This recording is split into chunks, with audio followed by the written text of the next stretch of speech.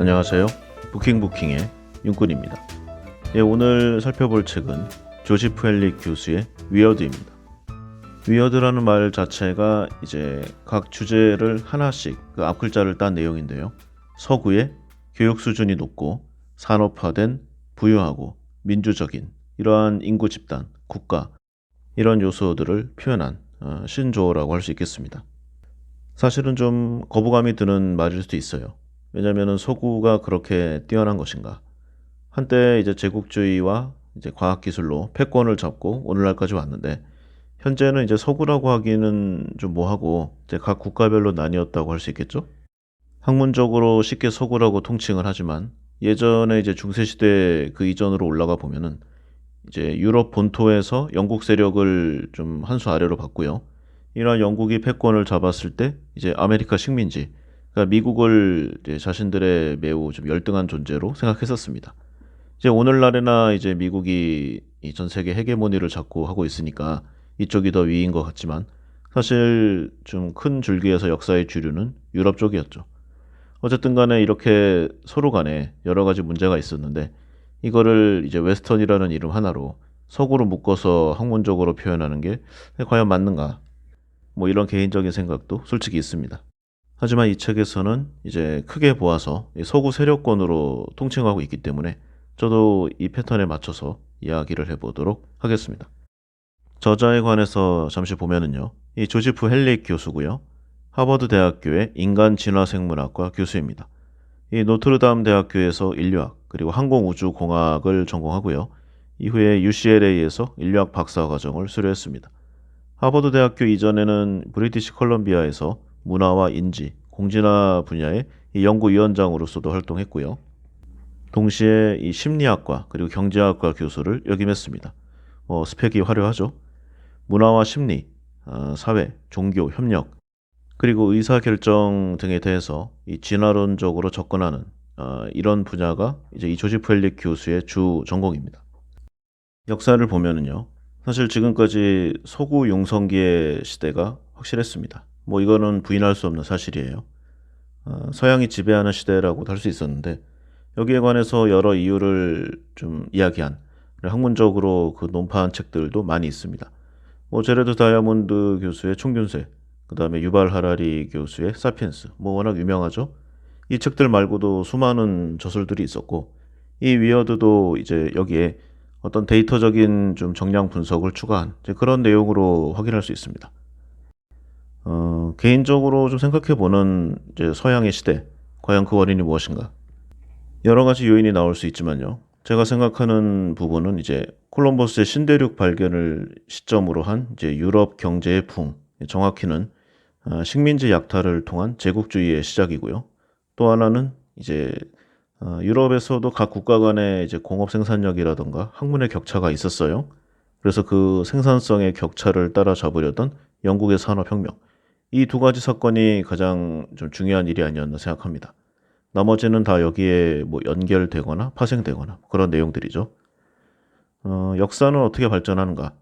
이걸 이제 공학적으로 보면은요.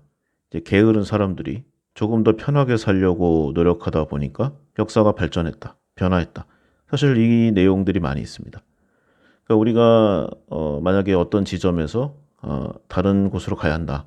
그러니까 A에서 B로 가야 된다 하면은 옛날 사람들은 아침 일찍 일어나서 빨리 걸었죠. 해가 지기 전까지. 그런데 이걸 계속하다 보니까 이제 실증나고 귀찮고 지겨워요. 그래서 탈 것을 만들고 보다 빠른 이제 교통수단, 운송수단을 만들다 보니까 그 이제 계속 진화된 지점이 오늘까지 온 겁니다. 사실 역사로 보면은 이제 중세 이전에는 동양이 더 위인 이 내용들이 많아요. 물론 뭐 하나하나 다 비교해 보면은 서로 간에 우열이 있겠지만 이 동양계가 이제 과거 1000년 이상 우위에 있던 시절이 있었는데 오히려 이 서구가 더 궁핍했어요. 몇몇 나라를 빼고는. 그래서 열악한 선박으로 신대륙을 발견해 내겠다던 이 콜럼버스와 같은 사람들, 그러니까 모험가들.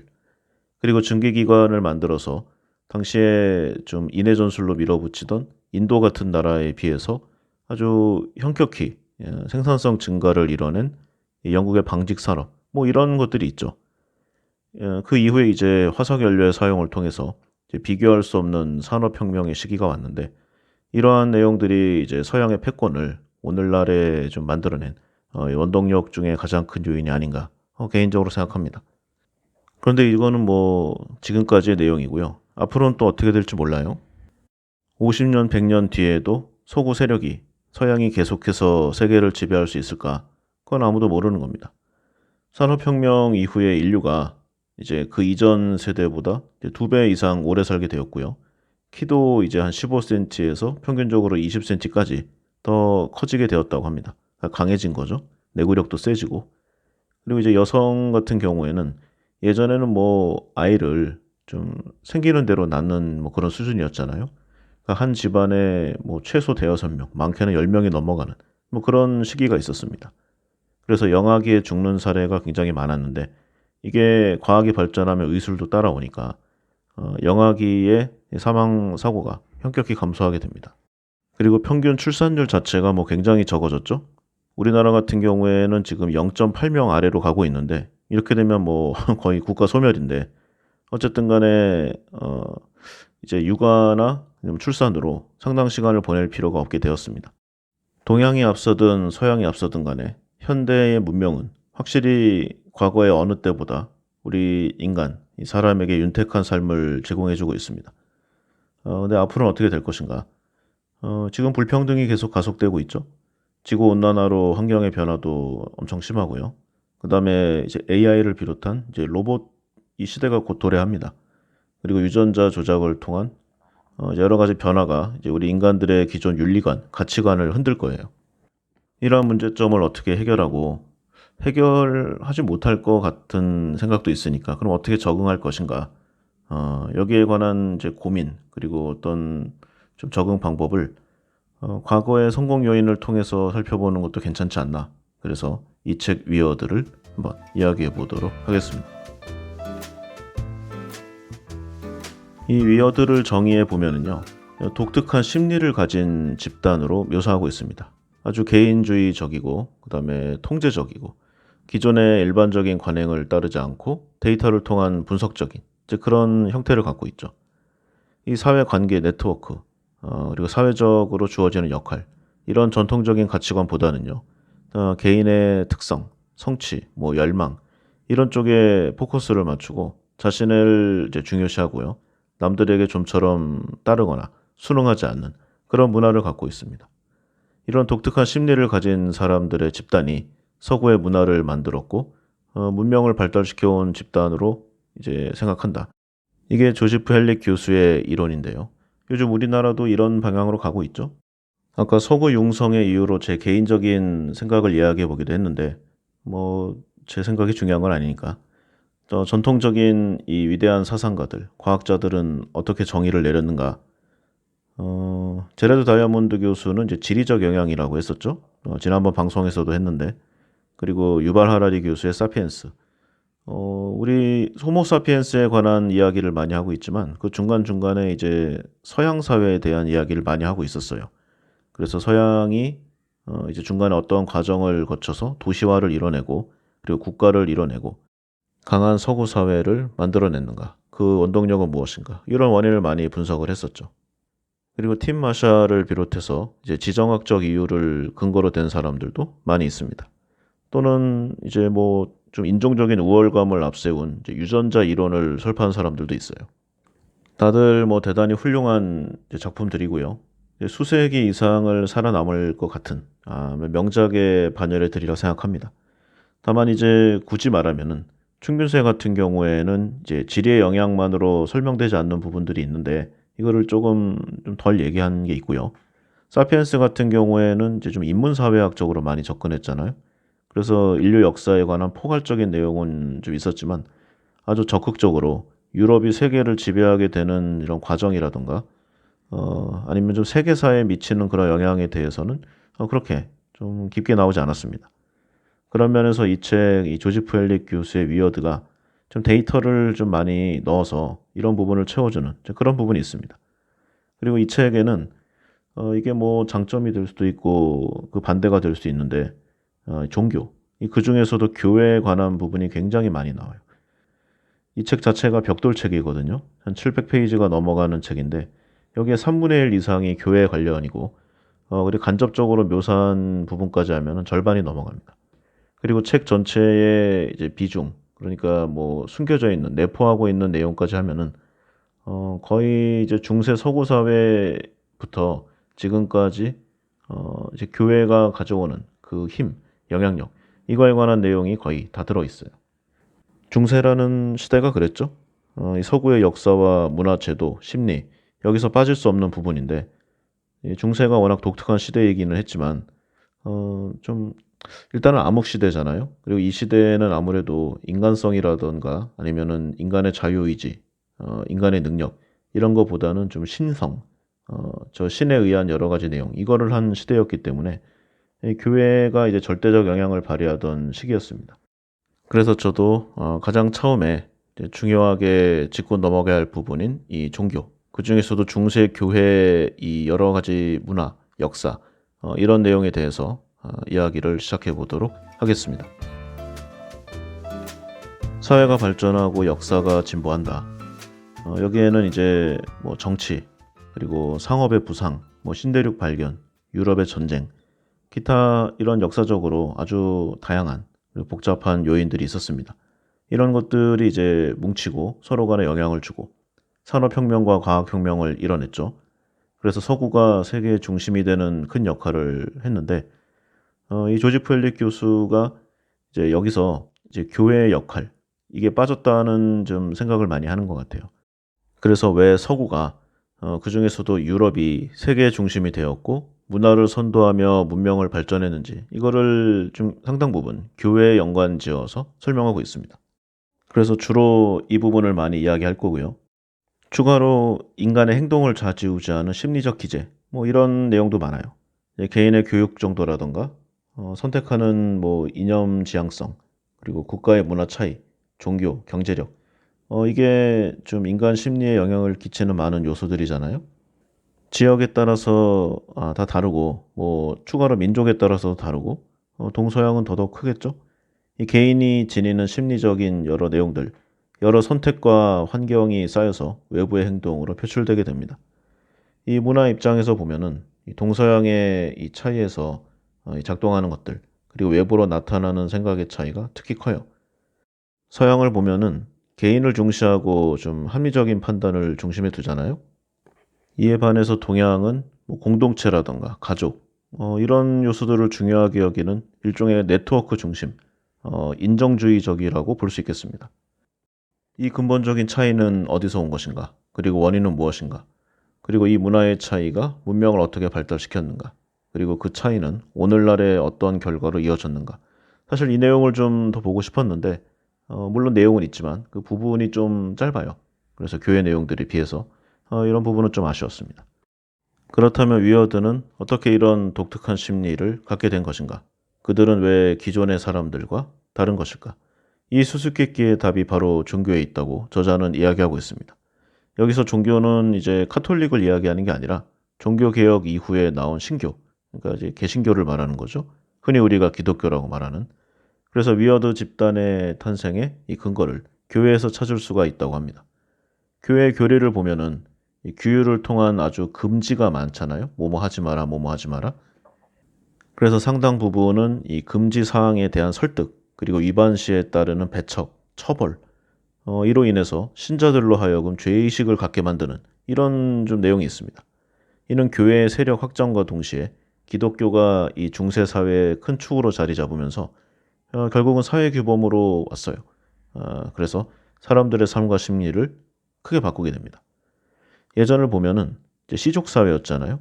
조금 커지면은 친족 사회. 이렇게 좀 집단의 유형적 규율 이런 게 강했어요. 그런데 여기에 종교가 들어오는 거죠. 그래서 충돌하는 부분이 많았습니다. 교회가 이제 밀고 들어오니까 이제 기존에 있었던 시족 사회에서 이제 가족과 길드 중심으로 삶과 규율이 바뀌는 이제 그런 전환점이 일어납니다.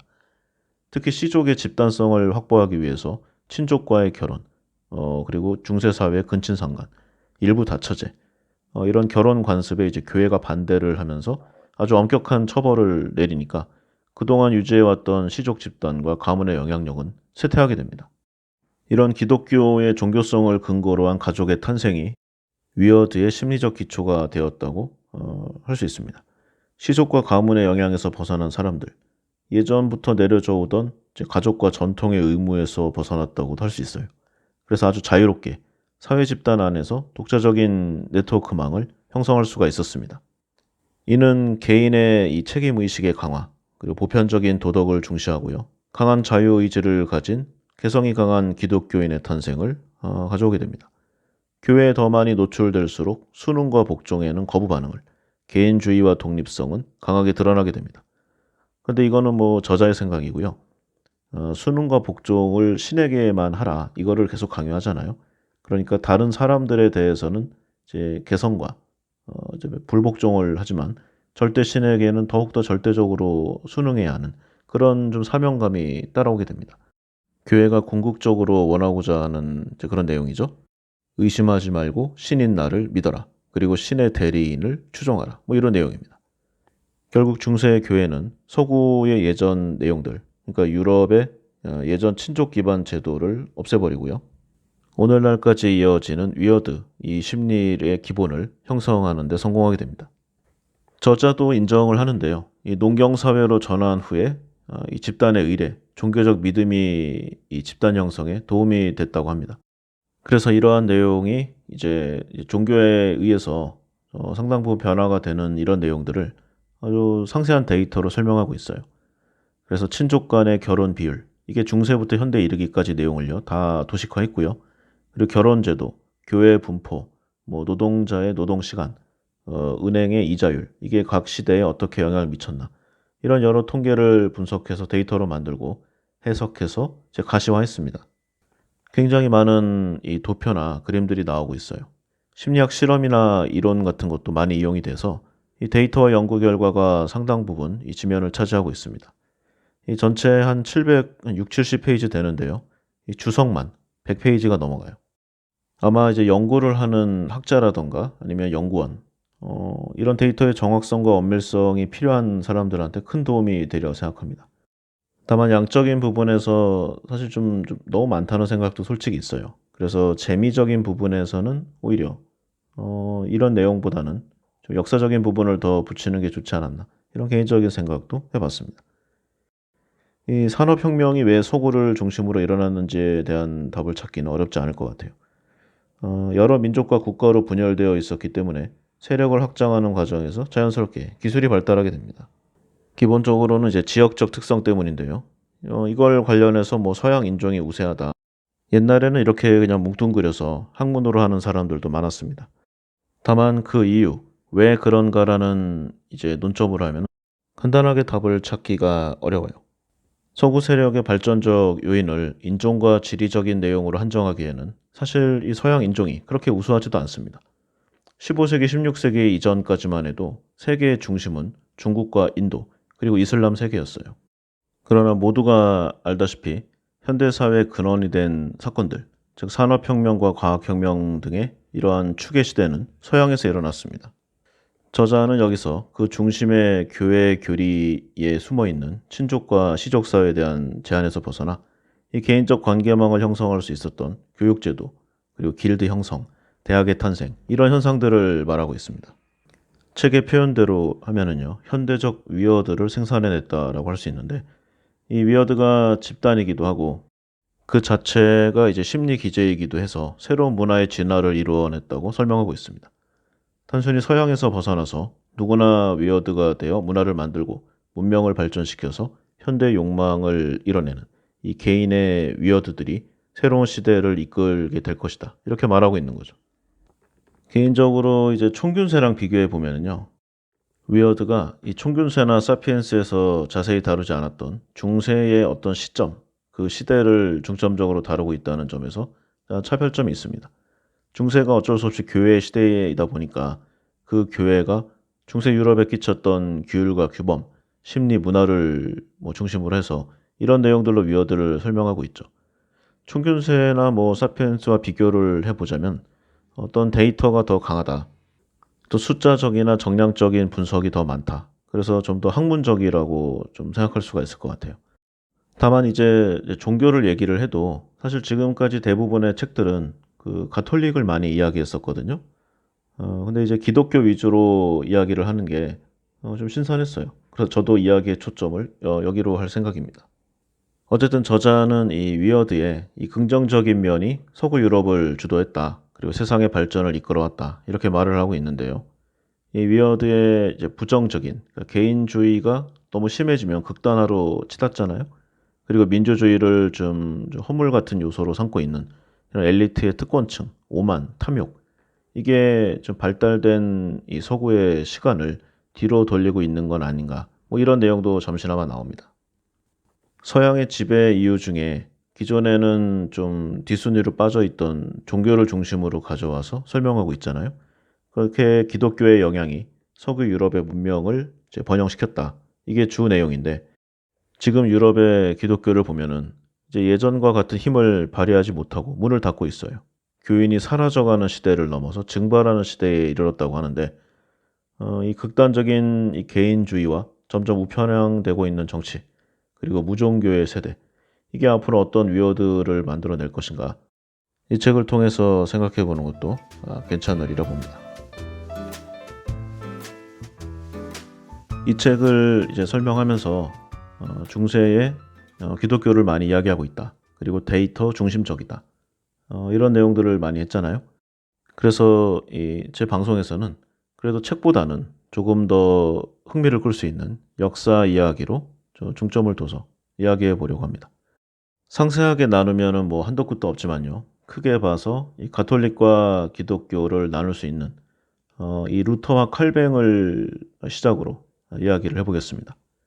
이 1517년이죠. 당시 무명의 수도사이자 비텐베르크 대학의 교수이자 사제였던 마르틴 루터.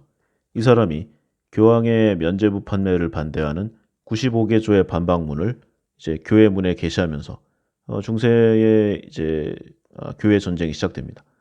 이 사소한 행동이 역사를 바꾸는 종교 분열의 출발점이 될 줄은 당시에 아무도 몰랐죠. 이 시기가 이제 프로테스탄트, 이제 신교나 개신교를 뜻하는 말이죠. 프로테스탄트. 원래는 저항하다는 뜻의 라틴어에서 유래했는데 당시에 이 저항이 루터가 이제 황제와 교황 등의 가톨릭 권력자들 앞에 자신의 신념을 굽히지 않고 당당히 입장을 항변했다. 그 저항을 의미하고 있습니다.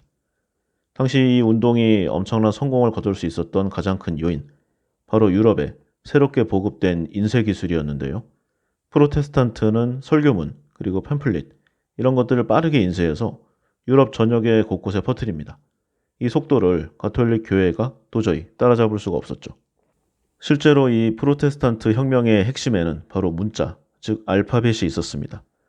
당시에는 이제 굉장히 신성한 책이었어요. 성경. 이걸 읽고 해석할 수 있는 권한을 누구에게 주어야 하는가?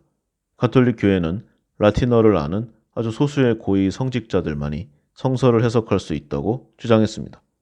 성직자가 이 정도니까 당시 교황의 말은 곧 최종적인 진리이자 결과이자 선고였어요. 중세 교회는 이 신약을 엄격하게 관리하게 됩니다. 그러니까 가톨릭은요. 그래서 아무리 독실한 신자라고 해도 함부로 성경을 주거나 보여주지 않았어요. 당시의 성서의 필사본은 수도사의 책상에 쇠사슬로 묶어놓거나 아니면 캐비닛 안에 넣고 잠갔다고 합니다. 이런 거죠. 모든 권력은 독점과 또는 과점을 원합니다. 성서를 이처럼 아주 신성시하면서 관리하다 보니까 서품을 받은 정식 성직자만이 하늘나라로 인도할 수 있다는 이런 교회의 주장이 통했던 것입니다. 그래서 당시 이를 표현한 아우구스티누스의 말이 진리로 통했죠. 교회 밖에는 구원이 존재하지 않는다. 이런 상황에서 이 마르틴 루터가 주창한 프로테스탄트의 핵심 교리, 개인과 하느님 사이에 그 누구도 끼어들 권한이 없다는 것입니다. 기독교도라면 누구나 성서를 직접 읽어야 한다는 것인데 책을 읽는 이 행위가 그 자체로 하나님과 직접 소통을 할 수 있도록 이끌어줄 것이다. 뭐 이런 내용이죠. 당시 루터가 기존의 아우구스티누스의 주장을 정면으로 반박하면서 모든 사람이 성직자라고 선언하게 됩니다. 누구나 자신의 판단에 따라 성서를 읽고 해석할 권리가 있다고 주장하죠. 오늘날에 보면 너무나 당연한 이야기인데 당시에는 어림도 없는 신성 불가침의 영역을 침범한 아주 죽어마땅한 대죄로 여겨졌습니다. 루터는 여기서 한 발짝 더 나아가요. 무수한 이미지로 채워진 교회와 이 화려한 의례를 반대하게 됩니다. 한마디로 소수의 이 종교 권력자들에게 너무 많은 부와 이 권력이 간다는 건데 이거를 좀 줄이고 돈을 아껴서 사람들에게 베풀어라. 이런 말입니다. 이건 역시 너무나 당연하고 합리적인 내용이죠. 수천 년간 이어져 내려온 이 문자 대 이미지 갈등, 이게 이제 시작되었다고도 학문적으로 표현하고 있습니다. 종교 개혁의 핵심 이슈가 이제 글을 읽고 해독하는 능력으로 넘어간 거죠. 사실 이 종교 개혁이 내건 핵심 모토는 이제 백투 더 오리진, 즉 성경으로 돌아가자였는데 실질적으로 그 운동의 본질은 이제 기존의 사람들을 좀 혹세무민했던 이미지, 그리고 새로운 사람들이 힘을 가질 수 있는 문자 해독, 이 대결이 되어버렸습니다. 그래서 루터가 교황의 무오류성을 하느님의 말씀을 기록한 문자의 무오류성으로 대체를 하게 됩니다. 그러니까 권력의 중심을 이쪽으로 바꿔버린 거예요. 형식적으로는 개개인에게 해석의 자유를 보장했지만, 하지만 이 루터가 늘 좋아하고 강조했던 성경 구절은 자비롭고 애정어린 하느님이 아니라 복수심에 불타는 야훼였습니다. 우리 왜 성경을 보면은요, 구약은 엄청나게 세죠. 아주 잔인한 내용들도 많고, 그래서 루터는 이 신약의 복음서보다 분노에 찬 이 구약의 문장들을 중시하면서 사람들에게 교리를 설파했다고 합니다. 루터는 이 마리아 신앙, 면죄부, 연옥, 교회법, 뭐 또 교황의 권위, 사제의 권한 이런 것들을 인정하지 않았다고 합니다. 성서에 구체적으로 명시되어 있지 않다는 이유에서였죠. 하지만 그가 그토록 소중하게 받들었던 아우구스티누스의 예정설 역시 성경에는 전혀 나오지 않는 것이었습니다. 그런 내용이 있죠. 우리 인간은 누구나 죄인으로 태어나기 때문에 대다수는 태어나기도 전에 이미 지옥에 떨어질 운명이 결정되어 있다. 뭐 이런 주장들이 있습니다. 이 중에서 아주 선택받은 소수의 사람들만이 구원을 받는데 이러한 선택 역시 천지창조 이전에 하느님이 이미 정해놓은 것이라는 그런 내용이에요. 그러니까 인간이 아무리 착한 일을 한들 악한 일을 한들 아무런 영향을 미치지 못한다는 건데 한마디로 천국 갈 사람은 이미 정해져 있다는 이 원죄론과 구원 예정설, 이후 기독교의 이 개신교 핵심 교리가 됩니다. 그런데 만일 뭐 어떻게 살아도 구원을 못 받고 지옥에 간다. 그럼 뭐하러 열심히 좋은 일 하면서 살까요? 막 살아도 그만이겠죠. 어쨌든 루터는 인간 내면에 고유한 악이 존재한다고 확신했는데 아무리 고귀한 사람이라고 하더라도 이 악이 언제나 선을 능가하게 된다고 주장하게 됩니다. 이 자신의 주장에 반론을 제기하는 사람들에게는 이성은 쓸모없는 것이라고 매도하죠. 그래서 루터는요, 이 아리스토텔레스에게 너무 많이 의존한다는 이유로 전통의 스콜라 철학도 미워하고 경멸하게 된다고 합니다. 그리고 루터는 성서와 모순된다는 이유만으로 이 코페르니쿠스의 지동설도 받아들이지 않았다고 하는데, 그러면서도 뭐 마녀나 악령은 또 존재한다고 믿었다고 해요. 그리고 더 나아가서 모든 자연현상은 하나님과 악마의 지배를 받는다는 뭐 이런 주장들을 계속한 거죠. 그러니까 근거로 그 논리적으로 들어가 보면은 엉성하고요, 엉망입니다. 그리고 자신의 주장도 일관적이지 않고 그때그때 기분에 따라 행동하는 것도 많아요.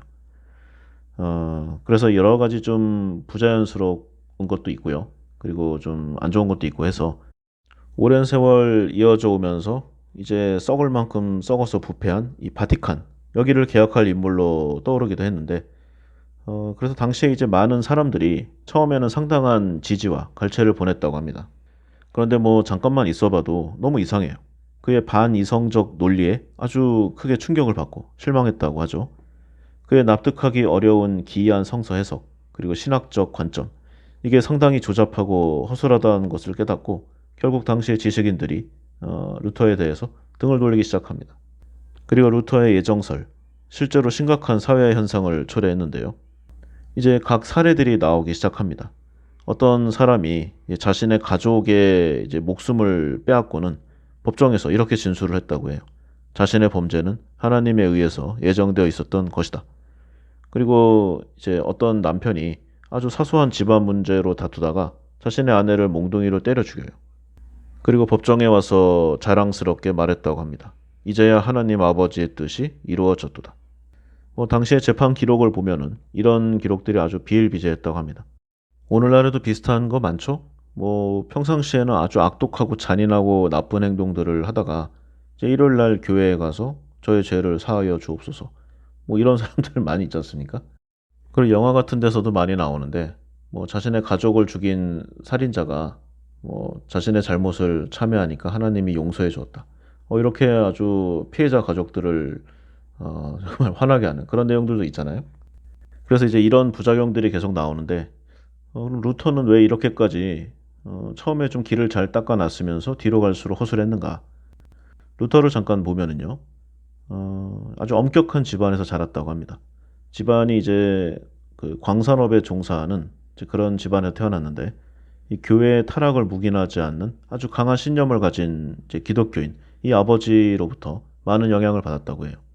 그래서 어릴 때부터 성직자 계급에 아주 비판적인 사람이었다고 합니다. 그리고 결혼을 금지한 가톨릭 규범을 다르게 해석하면서 여러 가지 자신만의 의견들을 여기에 좀 신앙의 일부분인 양 만들어가요. 그리고 조금 이상한 내용도 있는데 기존의 자연 환경을 싫어했다고 합니다. 그래서 도시를 벗어나면은 악마나 귀신 등에게 홀릴 수 있다. 이렇게 생각도 많이 했다고 하고요. 뭐 천둥이나 홍수, 뭐 자연재해, 지진 이런 것들을 모두 악마의 소행이라고 생각하는 오늘날로 말하면 좀 이상한 사람이죠. 이런 스타일이 있었다고 합니다. 어쨌든 이 사람이 좀 많은 영향력을 발휘하고 하니까 교황청은 루터 너를 종교 재판에 해부할 수 있다 이렇게 위협을 했어요. 뭐 몇 번 이야기했죠. 당시 중세 가톨릭 사회에서 종교 재판은 어지간하면은 가는 겁니다. 그런데 루터는 이런 위협에 굴복하지 않고 더 세게 나가요. 가톨릭 교회의 전체주의적 관행을 더 세게 비판하고 공격하게 됩니다. 그래서 이런 좋은 점도 있었는데 안타까운 사실이 이 루터가 뒤로 갈수록 정작 자신이 아주 좀 매사에 화를 내고 편협한 사람으로 변해간다는 거죠. 그래서 자신이 그토록 개혁시키고자 했던 이 가톨릭 교회보다 훨씬 더 극단적이고 좀 고집불통인 이런 사람이 되어갑니다. 안타까운 일이죠.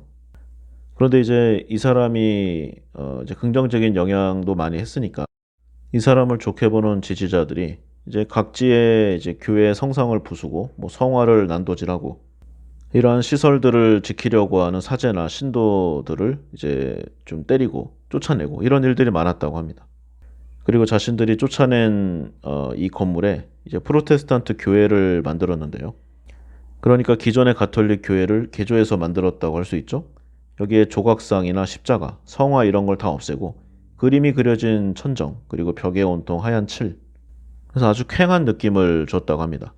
원래 이 가톨릭 미사를 보면은 아주 다채롭고 화려하잖아요. 그러니까 이러한 좀 요소들을 다 없애고 그냥 성서를 읽고 해석하고 통독하고 이런 것으로 좀 대체되었다고 합니다. 그래서 이 루터가 기존 가톨릭 사회에 큰 영향을 준 아주 센 프로테스탄트로 등장을 했는데 이제 또 더 심한 사람이 나와요. 더 센 사람이 나와서 세상에 영향을 주니까 이 사람이 바로 장 칼뱅입니다. 원래는 법률가가 되기 위해서 공부를 했는 그런 중이었는데 당시 루터의 설교문을 읽고 큰 충격을 받았다고 해요. 이후에 이제 성서를 면밀하게 탐독하기 시작했고 마침내 집안 대대로 내려오던 가톨릭 신앙을 버리게 됩니다. 그래서 20대 중반에 이 기독교 강요라는 책을 집필했는데 평생에 걸쳐서 이 책을 개정했고 그 최종판은 오늘날에도 개신교에 아주 큰 영향력을 미치는 책으로 평가받고 있습니다.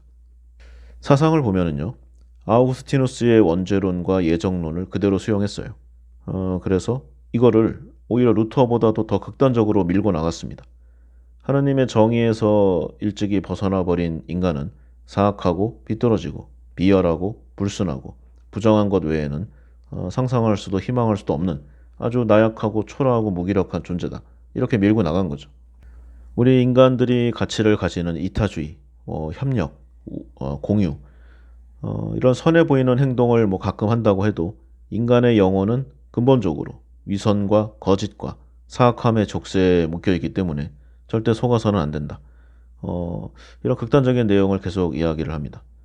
하나님의 나약한 피조물 중에 하나일 뿐인 인간, 아주 겸손한 마음으로 하나님에 대한 무조건적인 믿음을 바치는 것 외에 어떠한 선택도 할 수 없다. 이런 주창을 하고 있죠. 이러한 내용은 이제 교회 성직자 입장에서 보면은 아주 좋은 내용이 아닐 수 없어요. 왜냐하면 장 칼뱅이 어, 이제 기독교 역사에 미친 영향력이 어마무시한데요. 이 사람이 이렇게 말했다로 계속 밀고 나가면 되는 겁니다. 그래서 이제 새로 신자가 되는 사람들을 이 장 칼뱅과 뭐 그의 여러 가지 좀 이론, 그다음에 이런 역사적인 내용을 묶어서 이야기하면은 이거 자체로 하나의 이론과 교리가 되는 거예요. 오늘날에도 이제 상당수 많은 이제 기독교 종파에서는 이제 칼뱅주의를 설파하고 있죠. 그러면 칼뱅이 독창적으로 제시한 뭐 내용은 있는가? 딱히 없다고 합니다. 유대교와 가톨릭에서 가장 가혹한 개념만 가져와서 교리를 만들었다고도 할 수 있어요. 유대교 예언자들을 보면은 유대교 이 지혜와 조화를 강조한 가르침도 꽤 있습니다. 그러니까 유대교도 상당히 폐쇄적이고 좀 그런 부분이 있지만요. 뭐 탈무드 같은 것도 있고 기본적으로 좀 사람의 좀 이성, 그다음에 가치관 이거를 묘사한 내용들이 많거든요. 그리고 가톨릭 같은 경우도 사실 예전에 좀 무시무시했지만요. 아주 온유하고 여성적인 그런 이미지도 있습니다. 왜냐하면 좀 화려한 부분도 있고 미적인 내용들도 있고요. 뭐 의례라던가 성찬 이런 것도 괜찮아요. 단지 뭐 비용이 좀 많이 들고 일부의 성직자들이 독점을 해서 그렇지 뭐 장단이 있다고 생각합니다. 그런데 칼뱅은 이를 모두 부정하죠. 자신의 염세적이고 비관적인 전망을 강요합니다. 그래서 마침내 1542년 칼뱅은 새로운 교회를 어떻게 조직하고 운영해야 하는지 자신의 생각을 정리한 규율을 발표합니다. 여기서 목사, 집사, 장로 이런 좀 기독교 교회 내에서의 위계 질서를 설계했고요. 이러한 직위는 모두 남자로만 이루어져야 한다고 주장했습니다. 이러한 그의 구상은 이후에 장로교, 위그노, 퓨리턴, 뭐 기타 개혁교회를 만드는 아주 기본적인 마스터 플랜이 되었고요. 오늘날 개신교회의 기본적인 구조가 되었습니다. 그러니까 기독교에 관해서 이야기를 하는데 장 칼뱅에 대해서 안 좋은 이야기를 한다. 그러면 공격받는 겁니다. 이 루터와 칼뱅의 가장 뚜렷한 차이. 루터는 세례받는 이 기독교도는 누구나 성서를 해석해낼 수 있다고 믿었지만요. 칼뱅은 그러한 인간의 능력 자체를 부정했습니다. 인간은 아주 나약하고 무력하고 무식하고 비천한 존재라고 설파를 했죠. 칼뱅은 이제 그나마 성서의 진짜 의미를 이해할 수 있는 능력은 당대의 아주 박식한 남자 엘리트에게만 있다고 믿었습니다. 또 하나님의 말씀이 현세 법에 그대로 적용되어야 하기 때문에 뭐 국가나 정부 같은 경우에는 오직 이 하나님의 법을 그의 말씀을 실행하기 위해서만 존재해야 한다고 믿었습니다. 오늘날로 말하면 정교일치 사회라고도 할 수 있죠. 뭐 극단적으로 말하면 이슬람 일부 국가를 보면 됩니다. 칼뱅의 이러한 주장, 왕권이나 황권 이것보다 교황권이 우위에 있다. 이거는 뭐 기존 가톨릭의 주장에서 그러니까 교황에 있던 권력을 뭐 목사나 장로로 바꾼 것에 지나지 않습니다. 실제로 초기 칼뱅 교회 장로들을 보면은 신자들의 삶을 아주 엄격하고 절대적으로 통제했죠. 그러나 어쨌든 당대의 사람들은 기존의 가톨릭에서 워낙 힘들었기 때문에 이 칼뱅의 내용에도 상당한 좀 호응을 보냅니다. 그래서 그 위세가 상당히 뻗어나가게 되는데 그러니까 가톨릭 교회는 이 칼뱅과 그 신도들을 본격적으로 박해하기 시작합니다. 그래서 스위스로 피신을 하고요. 여기서 이 제네바 지역의 이 장로들에게 큰 신임을 얻게 됩니다. 자신의 세력이 계속 더 커지니까요. 자신의 신정국가 사상을 하나씩 현실 속에서 만들어냅니다. 그런데 이 기준이 너무 엄격하다고 했잖아요. 그야말로 무슨 뭐 자연 속에서 나 혼자 산다. 뭐 이런 사람들만이 할 수 있는 그런 행동으로 구속을 하니까 이 제네바 시민들의 불만이 폭주했고요. 결국 주민 투표를 통해서 이 칼뱅파 사람들을 쫓아내 버립니다. 그런데 몇 년 정도 지나서요. 이 종교 개혁의 이런 좀 이념이 아주 본격적으로 나오니까 제네바의 원로들이 위기감을 느껴서 칼뱅을 다시 불러들입니다. 근데 시민들의 반발이 또 나올 수가 있으니까 이전처럼 칼뱅에게 아주 전권을 주진 않아요. 다만 종교적 열정을 좀 불러일으키는 그런 쪽으로 좀 소프트하게 해라. 그래서 좀 새로운 방법으로 접근을 하기 시작합니다. 그래서 새로운 이제 하나님의 나라 건설 사업, 결과적으로 역사상 아주 억압적이고 가혹한 오늘날로 말하면 경찰 국가의 탄생으로 이어지게 됩니다. 먼저 이 칼뱅이 제네바의 원로이자 교회 장로들인 사람들을 통해서 당시 제네바 시민들의 집을 계속 방문해서 그들의 신앙, 사적인 생활, 어떤 좀 행실, 이걸 탐문하고 기록해서 보관하라. 이렇게 명령을 합니다. 그리고 아이들에게는 부모가 불경한 말이나 어떤 행동을 하지 않는지 늘 감시하고 보고하라고 세뇌하죠. 무서운 일입니다.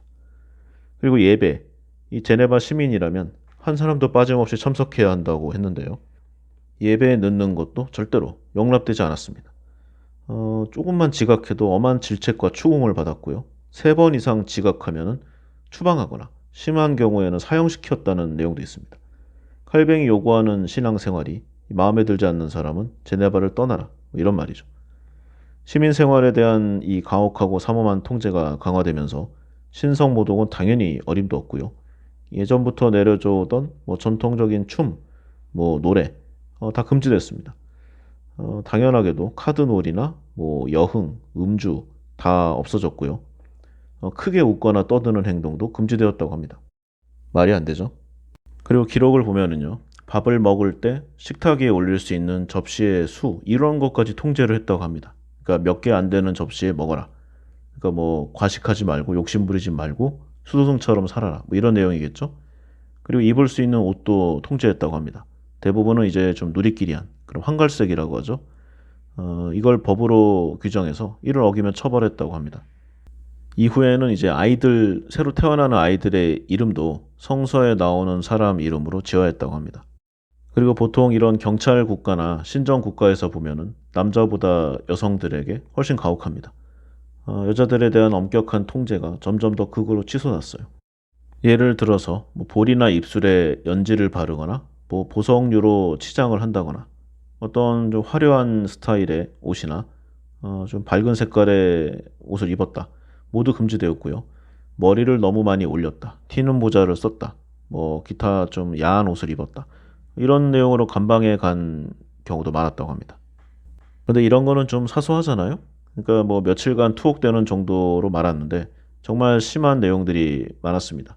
예를 들어서요. 결혼 전 성관계를 한 여자는 사형, 신성모독 사형, 우상숭배 사형. 이건 좀 웃긴데요.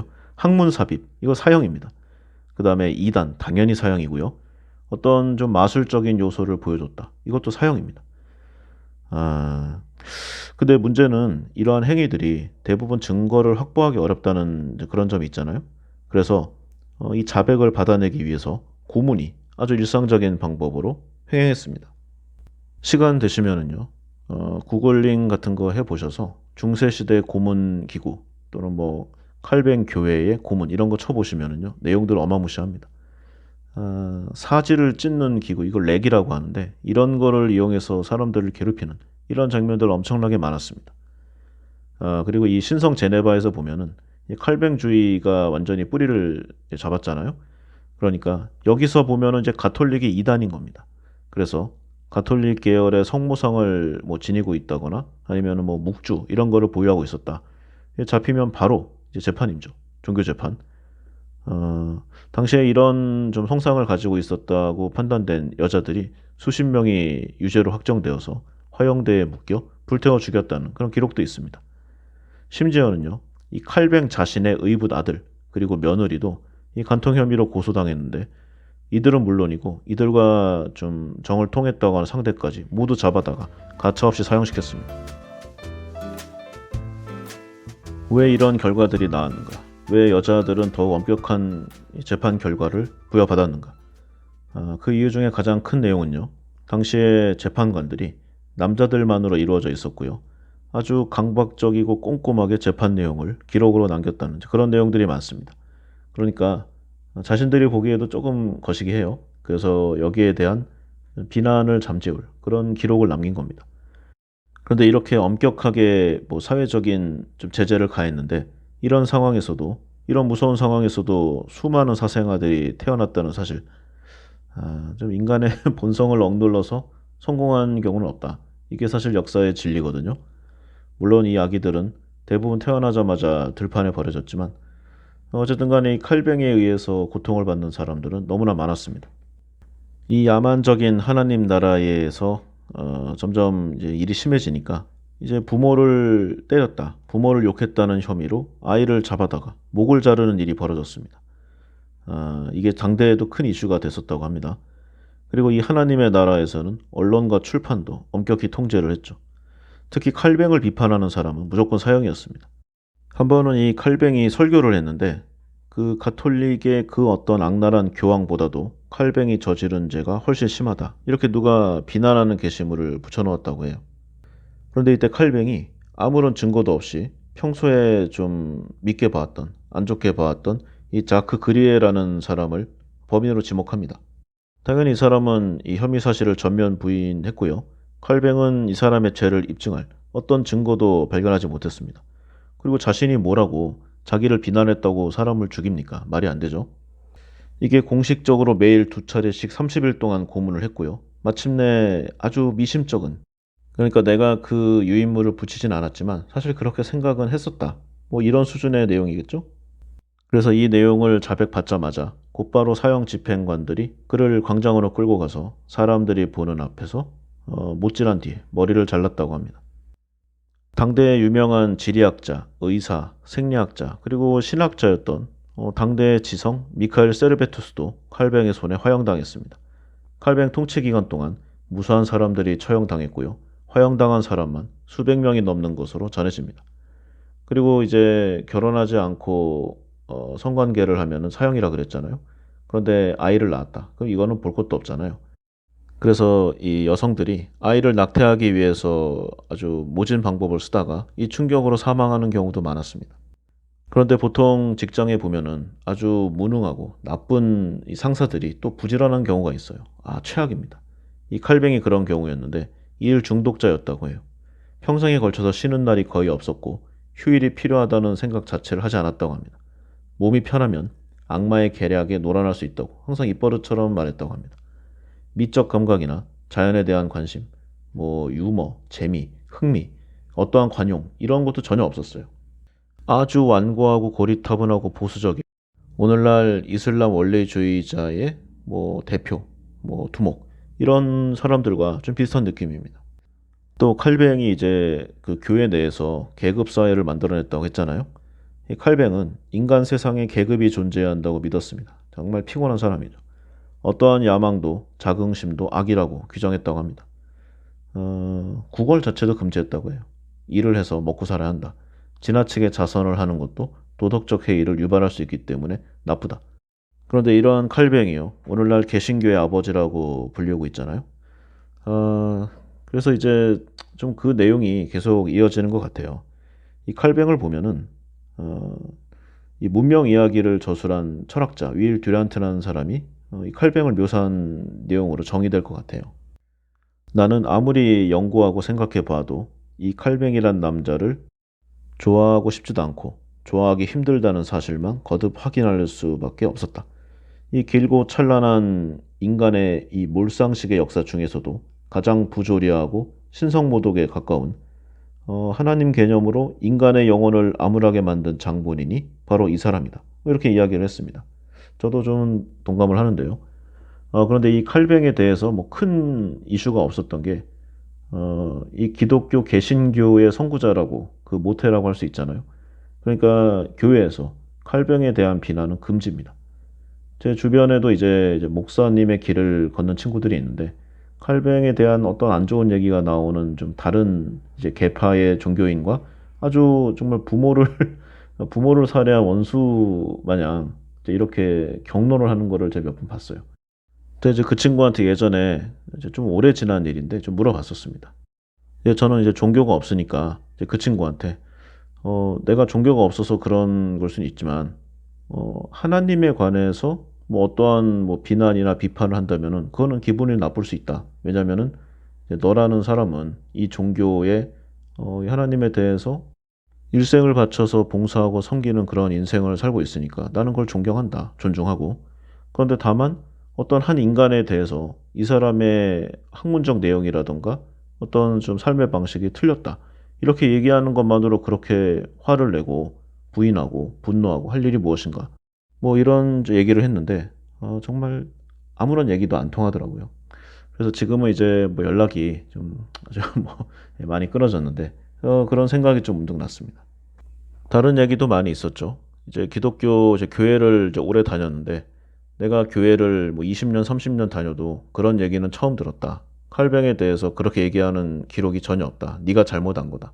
뭐 당연하지 않겠습니까? 이 기독교 개신교의 이제 선구자라고 하는데 누가 그 안 좋은 얘기를 일부러 자기 교회에 있는 사람들한테 하겠어요. 진실과 진리는 숨어 있습니다. 제가 세상을 살아보면서 이 내용을 많이 느껴요.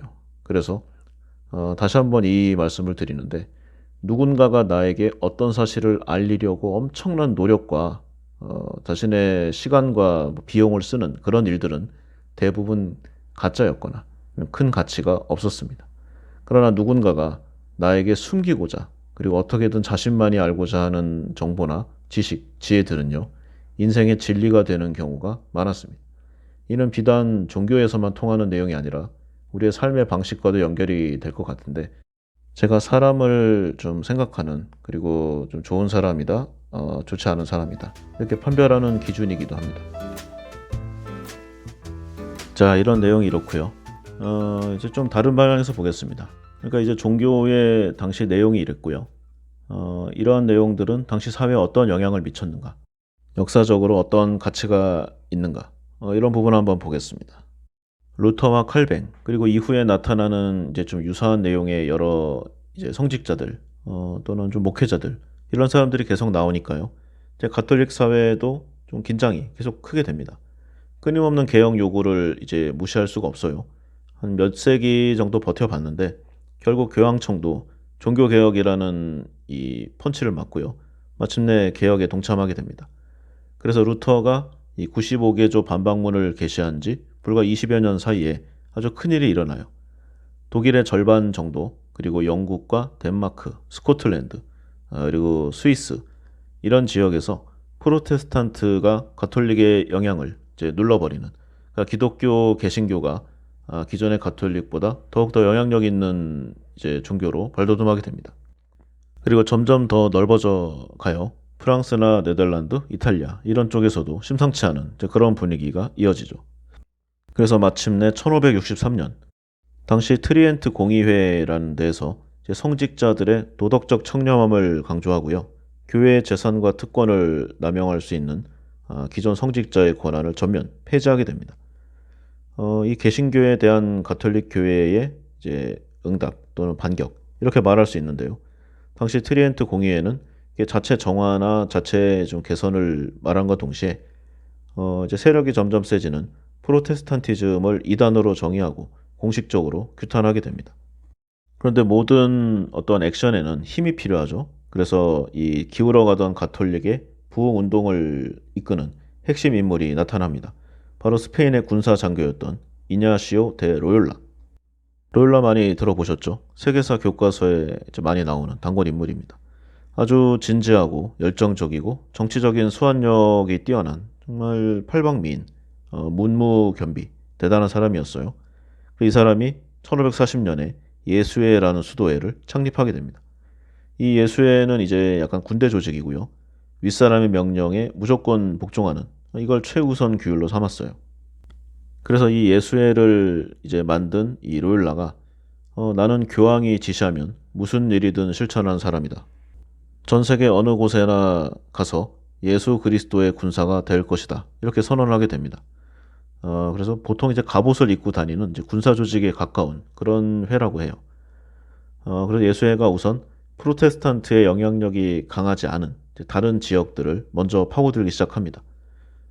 아무 장식도 없는 이제 검은 망토처럼 생긴 이제 카속이라고 불리는 이런 옷을 입고 다녔는데 이게 이제 기존의 가톨릭 교회에도 영향을 미쳐서 이걸 입고 미사를 집전하는 것이 유행처럼 번져 나갔습니다. 프로테스탄트들이 이제 알파벳을 활용했다고 했잖아요. 문자.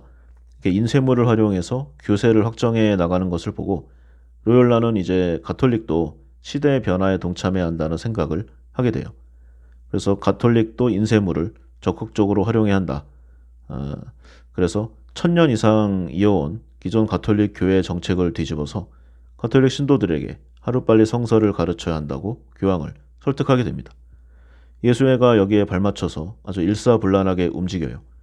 유럽의 중심지마다 최고의 교수진을 확보해서 학교와 대학을 세우고 가톨릭 신자들에게 무료로 종교 교육을 실시합니다. 그러나 안타깝게도 당시 기준으로는 당연하겠지만 여자는 입학할 수가 없었어요. 그리고 프로테스탄트들이 세운 세속적인 대학들과 맞서기 위해서 이 프로테스탄트들이 가르치는 교과목도 모두 개설했습니다. 또한 로열라는 프로테스탄트와 맞서 논쟁하거나 아니면은 좀 싸울 때 반드시 필요한 지식으로 이 바울이 로마인들에게 보낸 편지, 아우구스티누스의 교리, 토마스 아퀴나스의 저작들 이런 걸 다 가르쳤다고 해요.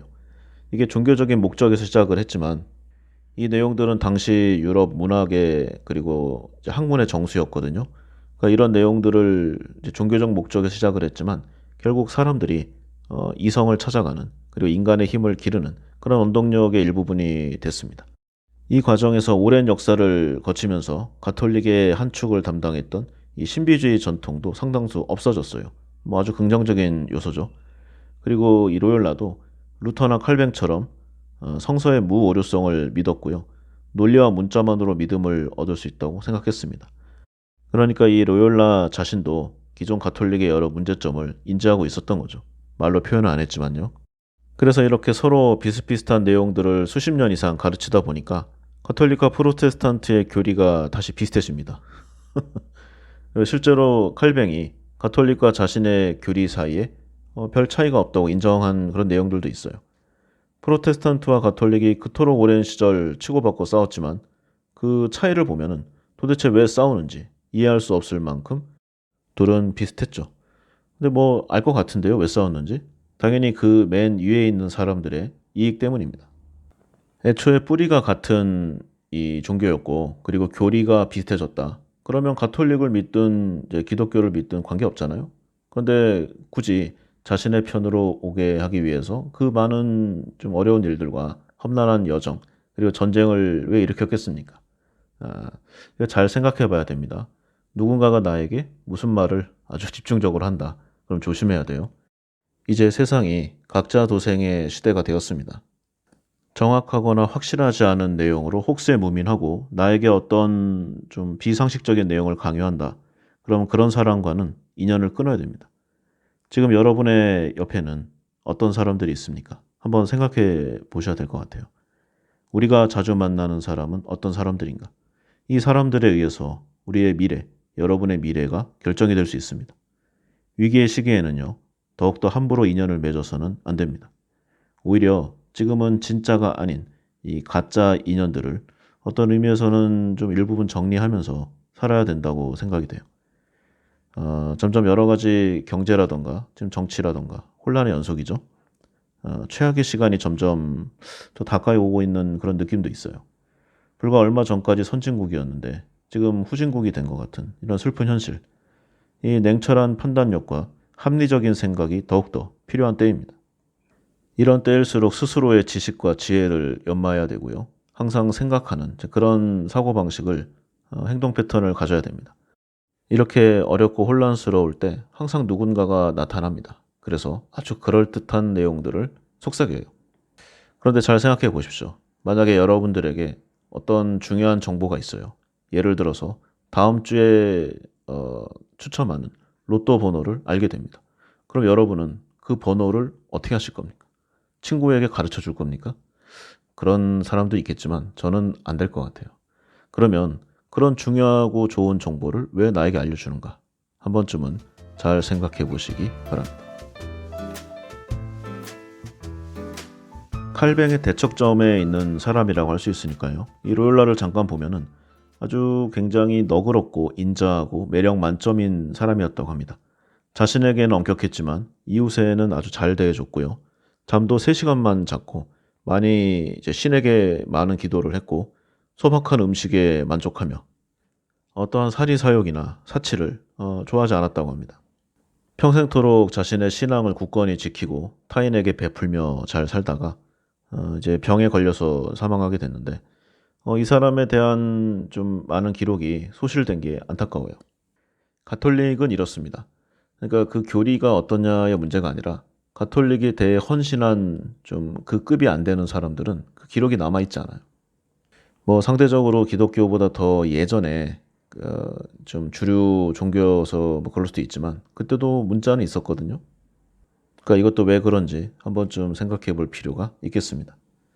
어쨌든 뭐 이렇게 이제 칼뱅의 학파, 이 칼뱅의 비전이 유럽 전 지역으로 퍼져나가게 됩니다. 그래서 이 성서, 성경의 내용을 퍼뜨리기 위해서 신에게 순교하겠다. 뭐 이런 사람들이 쏟아져 나와요. 그리고 뭐 여러 가지 전쟁들 많았잖아요. 실제로 엄청나게 많은 사람들이 죽어갔습니다.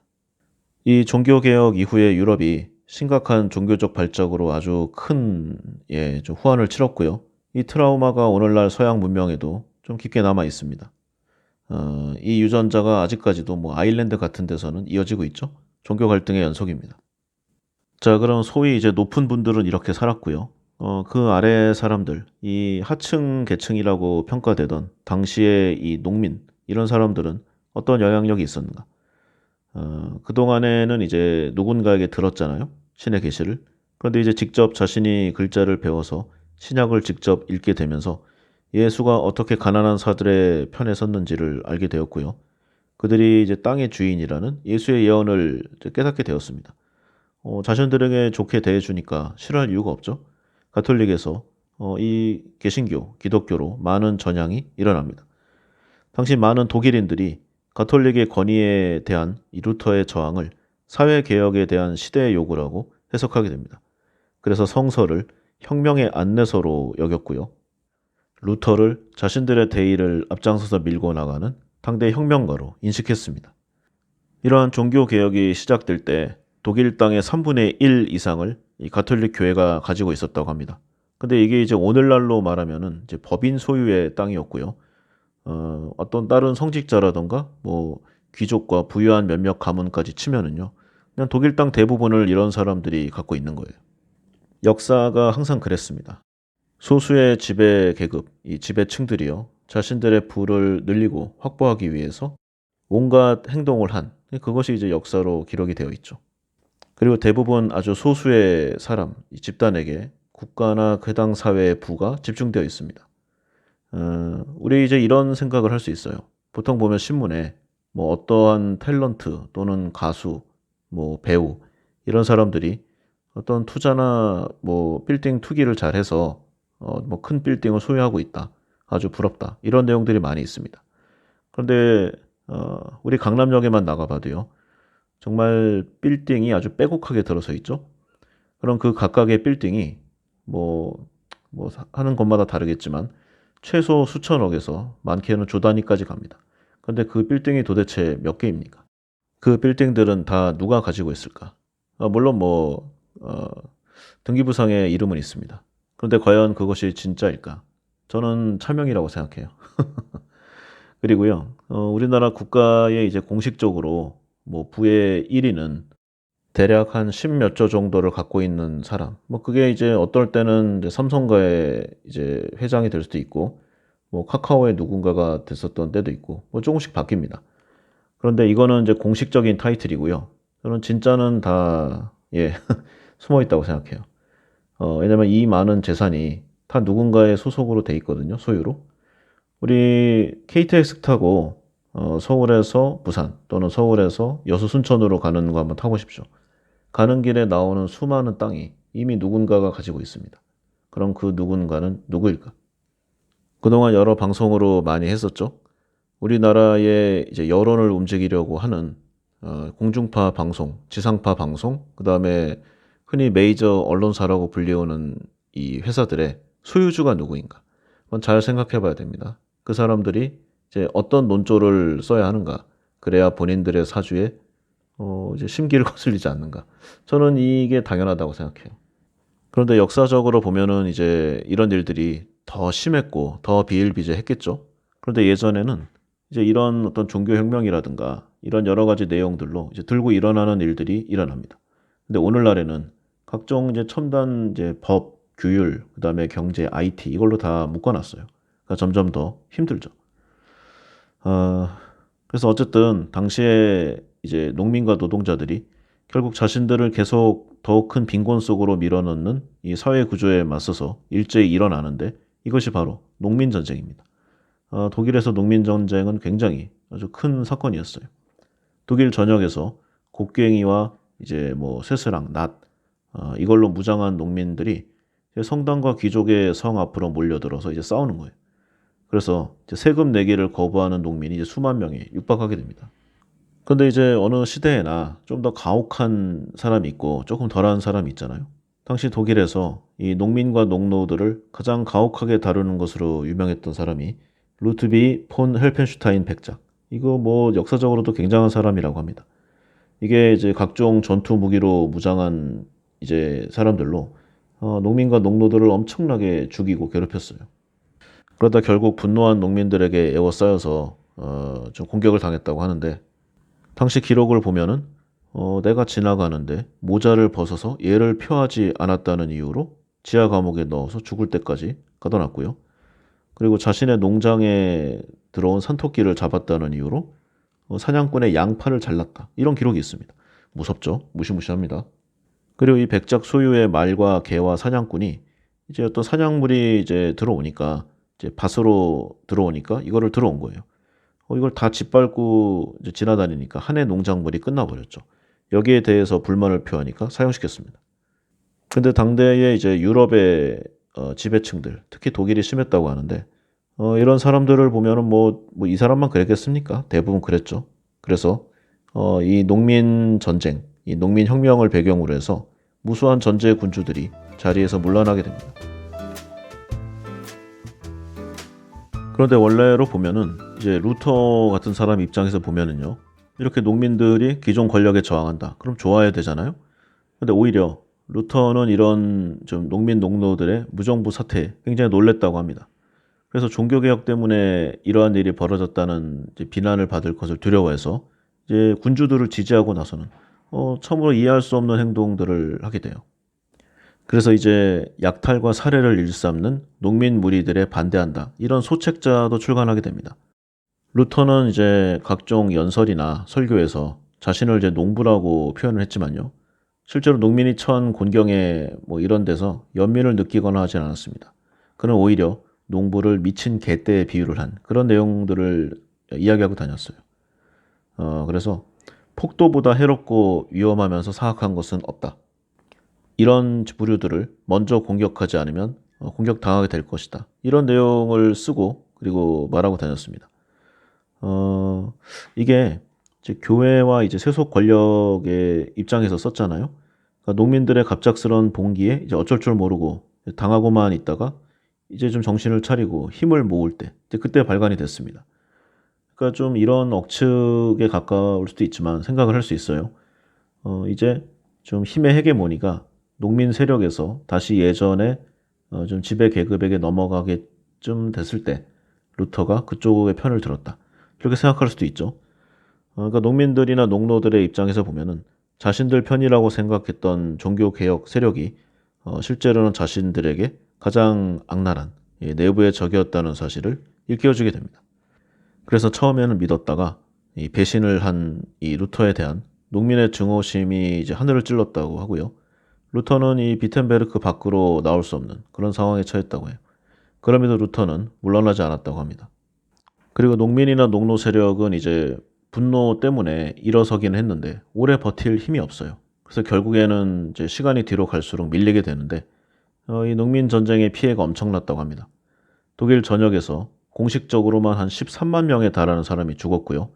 공개 처형으로 죽은 사람만 10,000명이 넘었다고 합니다. 이후에 농민 반란을 진압한 이 귀족 세력, 이 성직자 세력에서 보면은 정말 아주 불경스러운 일이었잖아요. 그래서 이 보복이 굉장히 오랫동안 아주 끈질기고 잔인하게 이어졌다고 합니다. 그래서 오히려 이제 귀족 세력에서 이런 걱정을 했다고 해요. 반란자들이라고 이렇게 다 죽이다가는 결국 우리를 위해 일해줄 농부는 어디서 구한단 말인가. 이런 기록이 있습니다. 농민전쟁 기간 동안 무수한 수도원, 교회, 성들이 잿더미로 변했고요. 수많은 예술 작품들도 망가지고 부서졌습니다. 농민들의 생계 터전인 뭐 집이라던가 논밭들도 다 파괴됐고요. 수십만 명 이상이 집을 잃고 숲과 산 속에 들어가서 짐승처럼 살게 되었습니다. 성인 남자들이 죽거나 사라진 곳에는 이제 과부와 고아들이 길가에 내려서서 구걸을 했지만 그 누구도 자선을 베풀지 않았다고 해요. 예전에 가톨릭 시대를 넘어서서 이제 신약을 마음대로 읽을 수 있게 된 지 얼마 되지 않은 시점에 찾아온 이런 세상. 이 변화된 세상은 그들이 기대했던 천국과는 한참 거리가 멀었죠. 독일에서의 농민 전쟁 이후에도 이제 제세례파라던가 기타 여러 파들, 유파들, 그리고 기타 다른 내용들에 의해서 많은 어려움과 전쟁들이 끊임없이 이어납니다. 이 무의미한 사륙의 시기를 거치면서 독일은 당장 누가 농사 지을지를 걱정해야 하는 이런 아주 처참한 상황까지 가요. 경제적 기반이라던가 사회적 시스템은 완전히 망가집니다. 이 농민 전쟁과 이런 제세례파 등에 대한 이 가혹한 박해로 인한 혼란, 이게 굉장히 심각하고 큰 후유증을 남긴 인류 역사의 대사건이라고 생각될 수 있지만요. 이마저도 이후에 루터파 추종자들과 칼뱅파 추종자들이 서로 죽고 죽이면서 시작된 30년 전쟁에 비하면 아무것도 아닌 아주 작은 사이즈였죠. 이 30년 전쟁이라고 하면은요, 서유럽의 이제 최후의 종교 전쟁이라고 할 수 있고요. 서양 세력의 최초의 이제 국제 전쟁이라고도 할 수 있습니다. 국제 전쟁이라고 하면 이제 수많은 나라들이 얽히고 설킨, 그러니까 어떤 1대1이나 뭐 다대1 이런 경우가 아니라 거의 전 지역이 연결됐다. 이렇게 볼 수 있겠죠? 유럽 사회로 한정해 보면은요. 나폴레옹 전쟁이나 세계대전 못지않게 유럽 사회에 엄청난 변화를 몰고 온 대사건입니다. 일단 전쟁의 원인은 이제 기존 권력에서 힘이 빠졌다. 이게 가장 컸어요. 당시 신성 로마 제국을 보면은 이제 독일, 네덜란드, 뭐 이탈리아, 보헤미아, 스위스 이렇게 좀 어느 정도 독자적으로 행동하는 국가들의 군주, 그리고 여러 자유도시들의 모임이라고 할 수 있는데요. 근데 이제 황제의 권력이 약해졌어요. 계속 더 약해지고. 그런데 반면에 이제 구성원들은 점점 강해지니까 30년 전쟁의 시발점이었던 이 종교 전쟁, 제국을 유지하려는 제국파와 독립을 추구하는 이제 구성 국가들 간의 싸움으로 번졌습니다.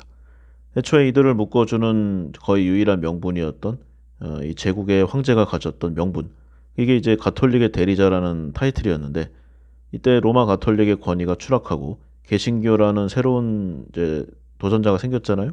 그러니까 이런 국가들의 독립 의지가 점점 구체화되기 시작합니다. 그리고 당시 상행위가 활발해지고 자본이 발달하면서 자유도시가 성장하게 돼요. 당시의 테크니컬들, 그러니까 기술자들이죠. 이 가톨릭의 중세적인 교리가 이제 이익이 안 된다고 판단합니다. 한마디로 돈이 안 되는 건데, 그래서 새로운 신교를 받아들이기로 결정을 하죠. 이로 인해서 이 가톨릭으로 정치가 겨우겨우 좀 위태롭게나마 통합되어 있던 이 신성 로마 제국의 정치 제도에서 다수의 자유도시들이 신교도의 교리를 지지하는 이제 국가 이념 분열 사태가 열리게 됩니다. 그런데 당시에 이제 유럽 국가들마다 서로 처한 환경이 달랐어요. 독일을 보면은 여기가 제일 심했으니까 당시 유럽의 귀족들이 이 독일 지방의 뭐 영지나 공장 이런 거를 한두 개씩은 다 갖고 있었습니다. 이러한 주변의 유럽 국가들이 이제 종교 대립과 관계없이 그냥 본인들의 그 이익에 따라서 각 독일 지방의 영지와 도시를 더 뜯어내려고 뭐 했던 그런 거죠. 그러니까 이 30년 전쟁의 이 시대가 이제 종교가 지배했던 중세 시대는 맞는데 이제 종교적 연대보다는 자신의 이해 득실에 따라서 움직이는 약간 좀 근대적 현대적 형태의 사회, 국가로 이행되는 과정이다. 뭐 이렇게 생각할 수도 있습니다. 결국 30년 전쟁을 보면은 이제 구교, 가톨릭이죠. 그러니까 제국 보수파하고 신교, 그러니까 자유도시 연맹들의 이 영주들이 이제 머니 게임을 하는 거예요. 이 자유도시들을 놓고 좀 패를 갈라서 싸운 전쟁이다. 이렇게 생각할 수도 있습니다. 물론 명분은 종교 분쟁이었지만 프랑스 같은 경우에는 이제 구교 가톨릭이잖아요. 그런데 이해관계에 따라서 개신교 연합군으로 참여를 했습니다. 그러니까 이제 종교 전쟁이 종결된 전쟁이라고도 볼 수 있어요. 그리고 전쟁사를 보면은 이제 신교 측이 아주 획기적인 뭐 전술, 획기적인 뭐 내용 이런 게 있어가지고 신교가 압도적인 전쟁이 아니었나 이런 생각을 할 수 있지만요. 세력 자체가 처음부터 가톨릭 쪽이 훨씬 셌어요. 그리고 신교 측의 기술, 뭐 전쟁 기술이 좋다고 해봐야 금방 따라할 거 아닙니까? 그러니까 큰 차이는 없다고 할 수 있죠. 그리고 이 전쟁의 결과물이 이제 베스트팔렌 조약인데, 이게 독일 쪽이 좀 분단되기를 원하는 프랑스의 좀 희망이 많이 작용했어요. 프랑스의 이제 삼총사 아시죠? 그 달타냥 나오고 이러는 거. 이 배경에 이제 악당으로 묘사가 되긴 했는데 당시 프랑스의 가톨릭 추기경이자 실권자였던 리슐리에 이 사람이 이제 신성 로마 제국의 통치 세력이었던 오스트리아의 합스부르크 왕가 여기에 이제 황제가 페르디난트 2세였는데 이 사람이 이제 독일권에서 영향력을 확대하려고 하니까 프랑스의 미래를 위해서는 이제 종교가 구교든 신교든 간에 그러니까 독일어를 쓰는 권역이 하나로 합쳐지면 프랑스에 큰일이 난다. 그래서 신교 동맹을 도와서 이 종교의 자유라는 명선언문을 발표한 다음에 독일어권을 계속 분열시키려 하는 이게 좀 많이 성공을 거둡니다. 그러니까 프랑스 입장에서 보면 이 사람이 아주 대단한 사람인 거죠. 그래서 30년 전쟁을 보면은 이제 1차가 보헤미아 팔치 전쟁, 그리고 2차가 덴마크 전쟁, 3차가 스웨덴 전쟁, 그리고 4차가 프랑스 스페인 전쟁인데 뭐 뒤로 갈수록 좀 세졌다는 피해가 컸다는 그런 내용도 많이 있습니다.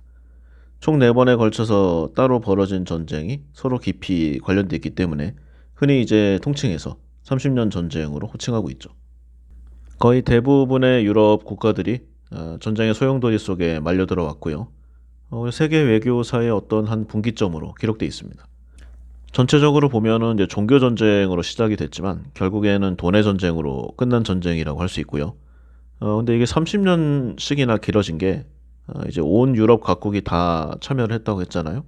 그러니까 그 플레이어 수가 많아서 그런 것도 있지만 어느 한쪽이 압도적인 전력을 갖추지 못했어요. 그러니까 뭐 한 6대4 정도를 계속 유지했기 때문에 상대방을 완전히 전멸시키지 못하는 이런 상황이 계속 지지부진하게 이어집니다. 전쟁이 장기화될 수밖에 없죠. 그리고 당시에 이제 계속 힘들어졌던 게 이미 한 세기 전에 있었던 이 마르틴 루터의 종교개혁 운동으로 이 신성 로마 제국이 굉장히 힘들었어요. 당시에 카를 5세였는데 이 막강한 군사력으로 전쟁을 통해서 개신교 제후들을 제압하려고 했어요. 그런데 개신교를 이제 뭐 힘으로 누르면서 적절하게 좀 구슬리는 그런 좀 묘를 발휘했어야 되는데 그냥 무조건 힘으로 때려잡았습니다. 무리하게 개신교를 탄압하고 동시에 합스부르크 왕가의 이제 내부 상속 문제가 이어지니까 연합하는 제후들의 신망을 잃었어요. 결국 이 작센 마이센 쪽에 이제 핵심 멤버였는데 이 모리츠에게 배신당해서 기습 공격을 받아서 도망갔습니다. 이렇게 되니까 이제 뒤가 피곤해지죠. 이미 오래전부터 형을 대신해서 신성 로마 제국의 복잡한 문제를 처리했던 페르디난트 1세 이 형의 이름으로 아우크스부르크 회의를 주선합니다. 그 결과 일단 이제 루터파에 대한 신앙의 자유는 보장됐는데 이 조약이 기본적으로 영주 개인의 신앙을 기반으로 영지의 신앙을 결정짓는다. 이런 난점이 있어요. 그러니까 영주가 뭐 가톨릭이면은 이 여기에 있는 영지 사람들도 전부 가톨릭으로 해야 되는 거예요. 말이 안 되죠. 그래서 이 페르디난트가 그 후계자 이 막시밀리안 2세까지 뭐 그런 대로 괜찮았다고 해요. 그래서 16세기가 끝날 때까지는 뭐 큰 갈등 없이 가톨릭과 개신교가 공존할 수 있었습니다. 그런데 이제 17세기 들어서면서 사정이 좀 달라지죠. 일단 칼뱅파가 힘을 얻었습니다. 이 아우크스부르크 화의는 가톨릭과 루터파 사이의 협약이었기 때문에 그때까지 세력이 미미했던 칼뱅파에 대한 뭐 언급이 없었어요. 그러다 보니까 이 칼뱅파도 신앙의 자유를 줘야 하는지 말아야 하는지 이 문제가 생겼는데 뭐 영주가 칼뱅파란 문제 없었겠죠. 근데 영주가 만약에 뭐 가톨릭이다. 그러면은 칼뱅파는 이단. 그리고 루터파도 이제 같은 개신교라고 할 수 있지만 칼뱅파를 그렇게 좋아하지 않았습니다. 곱게 보지 않았죠. 그래서 칼뱅파의 교세가 확장될수록 혼란은 더 커지니까 칼뱅파 신하가 이제 어린 루터파 영주를 칼뱅파로 몰래 개종시키는. 그러니까 애들 꼬시기 쉽잖아요. 이런 일이 많이 생겨났습니다. 이런 일이 계속 벌어지니까 이제 같은 개신교라도 루터파와 칼뱅파의 감정의 골이 계속 깊어져 갑니다. 그리고 원론적으로 보면은 이 루터는 루터교, 가톨릭 교회의 교리를 거부하죠. 그런데 종교에 따라오는 어떤 정치적이라든가 사회적 조직과 구조, 기존의 중앙 집권화를 이룬 절대주의적 모델을 그냥 그대로 받았습니다. 그런데 칼뱅파는 어떤 도시민들이나 아니면 정치적으로 이 시절에 진행 중이었던 이 권력의 중앙 집중화에 반발하는 이 지역 봉건 영주들을 중심으로 했어요. 그래서 문제가 발생하죠. 당시 루터파의 핵심 세력이라고 할 수 있는 이 작센, 덴마크, 뭐 스웨덴 이런 곳들이 나라의 수도를 중심으로 군주들이 이제 조직화된 관료 집단을 기반으로 중앙 권력을 휘두른 쪽이에요. 그런데 칼뱅파가 힘을 좀 얻은 곳, 네덜란드, 남프랑스, 스코틀랜드, 뭐 그리고 라인 강변의 자유도시 이런 쪽 지방들은 상업 문화가 발달한 도시들이었어요. 아니면 이제 런던이나 파리, 빈 이렇게 군주들이 거주하는 이 수도에 이 권력 팽창에 맞선 이제 지방 영주 이런 사람들이 좀 힘을 얻은 곳이었거든요. 그러니까 이게 다툼이 안 날 수가 없습니다. 그리고 동시에 가톨릭 쪽 상황을 보면은 여기도 힘들었어요. 에스파냐 합스부르크 쪽이 이게 뭐 워낙 유명한 쪽이니까 이 개신교 쪽의 강경한 입장인 예수회가 강성했던 곳이잖아요. 근데 이제 프랑스나 이탈리아 지역에서 보면은 보다 온건한 입장이었던 이 다른 세력들이 있었습니다. 그래서 앙숙인 이 에스파냐에서 예수회가 대세니까 프랑스에서는 이제 다른 세력을 밀어주는 이제 그런 경우도 있었습니다. 그러니까 만약에 신에 의한 교리, 신에 의한 말씀 이렇게 모든 이 분쟁의 원인을 그러니까 신의 어떠한 원인으로 하면은 그러니까 가톨릭과 다른 이단교가 있을지언정 서로 간에 알력은 없을 거 아니에요? 그러니까 이 안에서 서로 간의 인간들의 이해관계가 충돌해서 여러 복잡다단한 문제들이 나왔다. 따라서 종교 분쟁으로 역사에 기록되어 있지만 사실은 돈의 전쟁이었고 인간들의 전쟁이었다. 이렇게 할 수 있는 거죠. 어쨌든 결론적으로는 이제 개인의 종교의 자유가 그래도 상당히 널리 퍼진 이제 그런 계기가 됐습니다. 이 베스트팔렌 조약에 개인의 이 종교 자유 이 조항이 있는데요. 특히 이 개인이라는 점에서 이전은 이제 국가 아니면 영지 단위였잖아요. 이러한 개인화 또는 개별화가 후일 이제 민주사회, 민주주의 등장에 큰 영향을 주게 됩니다. 그런데 뭐 이거는 그냥 법문서고요. 17세기나 18세기 들어서도 종교가 다르다는 명목으로 탄압받는 일은 굉장히 많았다고 합니다. 그러니까 오늘날의 시대로 생각하면은 전혀 안 맞아요. 예전 중세는 불과 몇백 년 전만 해도 그야말로 암흑, 무법천지였습니다. 그리고 이 전쟁의 결과로 프랑스와 스웨덴이 이제 강국으로 부상하게 되고요. 뭐 프랑스는 뭐 원래 좀 셌지만 이제 가장 큰 라이벌이었던 에스파냐를 꺾고 유럽 최강 대국으로 부상하게 되고요. 스웨덴이 이제 지금하고는 좀 달라요. 이 발트의 지배권을 장악해서 한 50년 이상 이 북유럽의 이 최강국 중에 하나로 자리 잡게 됩니다. 그리고 이 두 나라가 세지니까 당연하게도 이제 부르봉 왕조의 경쟁이었던 프랑스의 경쟁이었던 에스파냐, 이 합스부르크 왕가는 추락하게 돼요. 일단 에스파냐가 이제 가장 높은 세수, 세금을 내는 곳이었던 부유한 상인 연맹체, 그러니까 네덜란드를 잃었고요. 교두보를 잃었으니까 서유럽에서의 입지도 대부분 상실하게 됩니다. 이 반작용으로 네덜란드와 스위스는 완전히 독립국으로 승인받았고요. 기타적으로 신성 로마 제국 주변 이 연방 국가들에는 완전한 주권이 주어지게 됩니다. 따라서 정신적으로는 이 교황이 주도하고 세속적으로는 황제가 주도하는 이 유럽의 가톨릭. 이거는 이제 신성 로마 제국이라는 이름만 남은 채 해체되었고요. 수백 개 이상의 영방 국가로 쪼개지게 됩니다. 이로 인해서 신성 로마 제국의 이런 어떤 재위를 독점하던 오스트리아 합스부르크 가문이 이제 몰락했잖아요. 그래서 북독일의 이제 브란덴부르크 여기가 프로이센 공화국을 거점으로 해서 새로운 세력으로 떠오르게 됩니다. 이 브란덴부르크가 후에 이 프로이센 왕국의 모체가 되고 이후에 독일 통일의 핵심이 되는 이제 그런 국가죠. 이러한 변화가 이제 주권 국가들의 공동체라는 이 근대 유럽의 이 본질적인 구조 확립으로 여겨지게 됩니다. 그리고 전쟁이 길어지게 되니까 이전 시대와는 비교할 수 없이 아주 엄청난 인명피해가 일어났어요. 독일 지역은 그야말로 초토화였고요. 마그데부르크가 워낙 유명한 도시였는데 이게 그 각 용병들의 약탈이 엄청 심했다고 합니다. 그래서 전체 인구가 한 3, 4만 명이었는데 전쟁이 딱 끝나고 보니까 한 5천 명도 안 남은 그런 상황이었죠. 마을들도 한 수만 개 마을 중에서 10,000개 이하 정도만 남은 그야말로 나라 전체가 초토화된 그런 상황으로 떨어집니다. 그리고 이렇게 사회가 혼란스럽고 이제 사람들이 살기 어려우면 이제 전염병도 창궐하죠. 수많은 사람들이 사망하고요. 전쟁과 전염병으로 대부분의 경제 활동이 마비가 됩니다. 결혼율, 출산율이 급감하고 난민이 대거 양산되면서 독일 지역의 인구와 경제 아주 처참한 몰락의 좀 길로 들어서죠.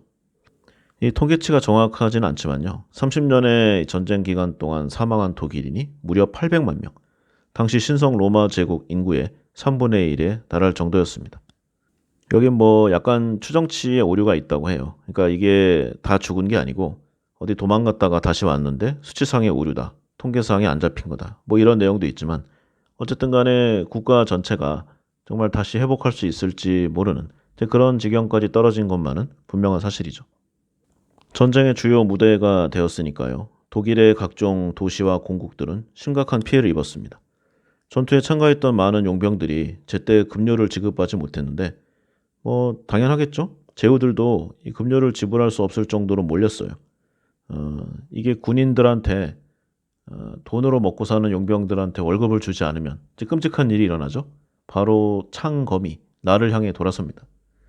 그래서 이것만은 꼭 유지를 하려고 했는데 또 여의치가 않아요. 세금도 안 거치고.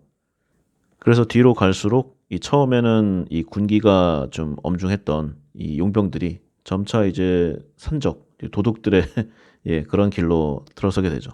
그러니까 보이는 사람들과 마을은 전부 약탈하는 겁니다.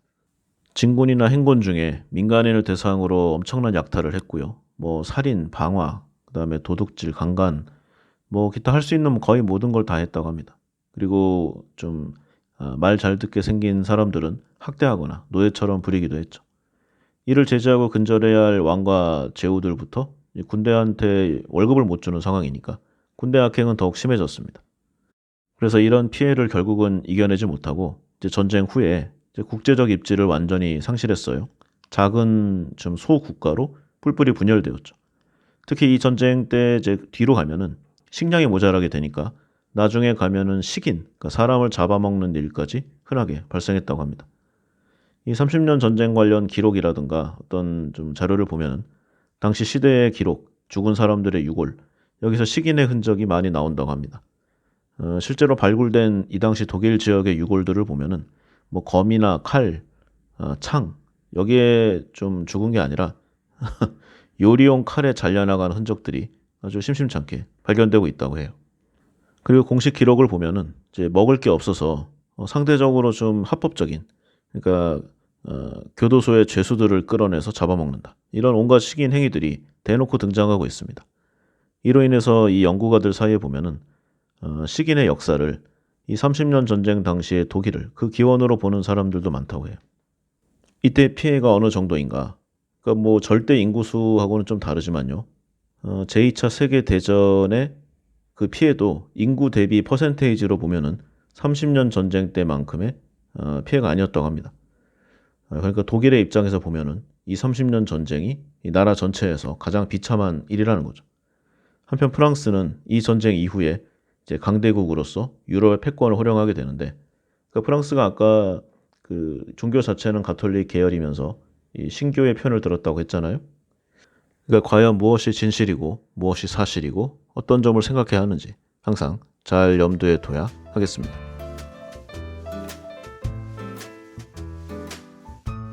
종교 전쟁이라던가 당시의 사회적인 내용들, 그리고 기존의 교회에서는 말하지 않던 뭐 칼뱅파 이런 내용들을 이야기하면은요, 그거 사실인가 진실인가 어떻게 그런 일이 있을 수가 있는가 이런 좀 반문들이 많이 나옵니다.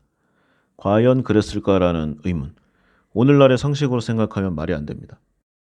이 기독교 가톨릭에서 그토록 신앙시, 그다음에 신성시하는 이 하나님의 말씀, 그러니까 성경을 보는 것만도 아주 일부의 특권층에게 주던 그런 시대였어요.